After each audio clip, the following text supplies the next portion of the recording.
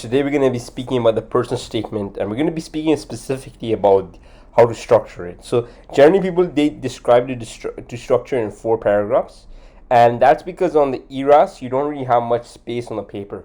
So you want to make it four paragraphs of the person statement. That's really going to make it really good.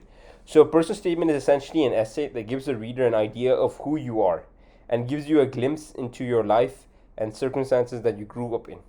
It should tell them that what shaped you in the person you are and the kind of physician you're going to be, the colleague to work with. Your personal statement addresses a few questions in 4 to 5 paragraphs that are you can write in chronological order, but whatever is your highlight hook to start with. So yeah, the first line should always be like a hook. People use a quote sometimes. I read one dermatology. I read a part of a dermatology personal statement where the one's like the woman is like, that's just a pimple. That's what the doctor said. So just something to catch the reader's attention. So like a hook to catch someone's attention.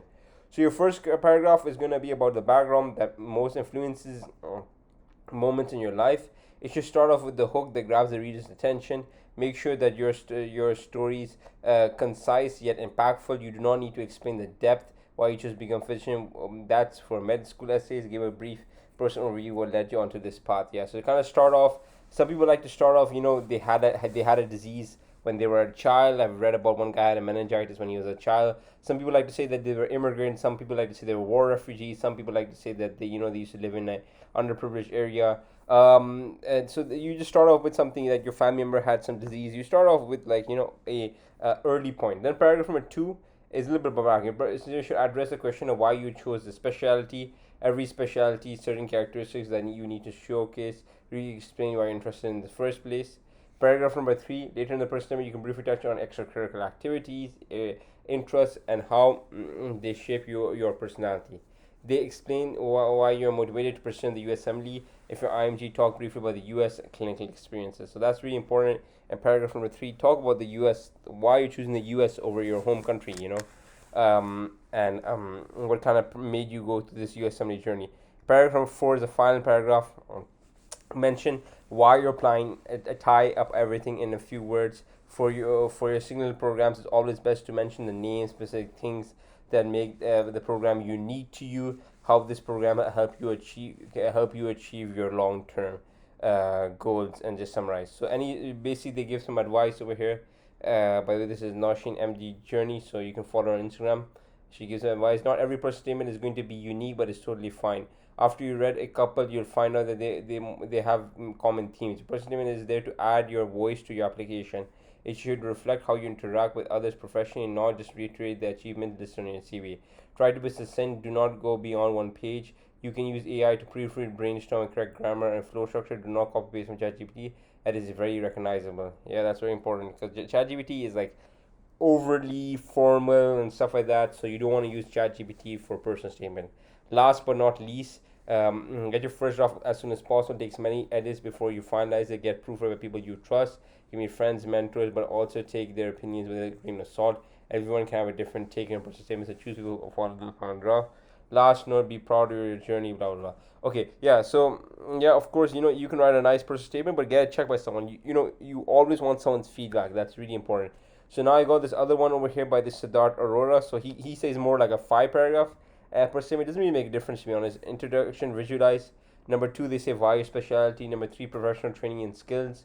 And then number 4, interest in U.S. healthcare. And then conclusion, person statement, and personalize it. That's really important. They say to kind of personalize it to your target program. So if you have a specific program you want to target, then personalize it to them, and that can get you more interviews, possibly. Okay, so then we have Sean Anderson, who was he's anesthesiology resident. So he writes intro that he was acrobatic performer, and in my life has been crazy stunts and gravity defying flips all around performances. I push the boundaries of my physical capabilities. Okay, so he talks about his acrobat background. Then in the background, second paragraph, look, so the previous we spoke about the second paragraph, they just dive into why this specialty. Okay, over here, this guy saying doing more of a background. He spoke about step 2. I believe that he had like a part where he lost his father, So that was grief and it consumed me. And then when he we moved on to anesthesia. Now he came to anesthesia. Okay, he's mentioning reasons. Okay, undivided attention. I focused on each patient, crafting anesthetic plan, addressing comorbidities in the post. I think PACU. I think is post anesthesia care units, accessor training, throughout relation. I learned similarities between these, and then so we can see that he's really giving his reasoning. He after such a tragic event in his life, he came back, and basically over here, like he said that I recognize the importance of attention, detail, precision, purposeless in delivering anesthesia care to patients, and my experience with fellow performers will help me effectively interact with patient members. So that's really important over here.